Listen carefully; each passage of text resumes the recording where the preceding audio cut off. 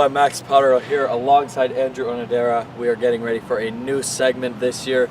Cherry Creek Sports Network is proud to present. We are going to do post-game sort of recaps here for our action last night. We will open it off with this week. Cherry Creek versus Valor. Valor Christian won it 42-26 last night here at the Stutler Bowl. And Andrew, it was a tough night for the defense. What do you think? Definitely a tough night. And while they were able to stop Valor's rushing attack, it was the passing game that really spelled defeat for him. Dylan McCaffrey was able to score 4 passing touchdowns, had 336 passing yards. Just not a good night for the Bruins defensive squad. And I would agree with you on there. It really seemed like McCaffrey was just picking apart the Bruins secondary. It was a tough night. On offense, there were some pluses though. Trey Wyndham really stepped up in his first game as the quarterback of the Bruins. He connected with Stanley on a number of occasions, and those two looking pretty dynamic out there. What do you have to say about that? That's right. 3 touchdowns for Wyndham all the way to Stanley.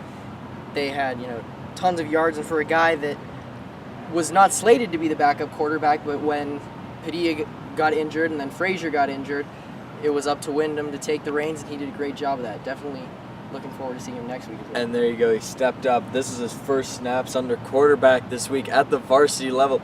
He last took snaps at JV level last year, but that was his first snap at the varsity level. So that's going to make for an interesting story going on. And interesting to note that him and Dimitri have chemistry from that JV team. Wyndham was a sophomore when Stanley was a freshman, and Wyndham was saying that him and Dimitri have quite the chemistry going already.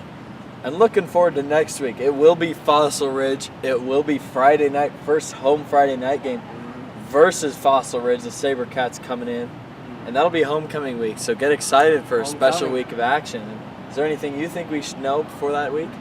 Well, the Bruins did not come out of non-conference play the way they wanted. They're 2-3 heading into the new conference. So conference wins are going to be key for the Bruins if they want to get a good seed headed into the state tournament. And as you say about that seeding, the top seeds or the top winners of each conference will get that automatic bid. The next, I believe it is 8 teams, will be based off of RPI. And at last week, by my calculations at least, the Bruins were coming in at 5-1-2, which may not be where we want to stand going into this conference play. Winning the conference is definitely going to be the safe route for Cherry Creek if they want to get into the state tournament. There you go. And we are looking forward to football action next week.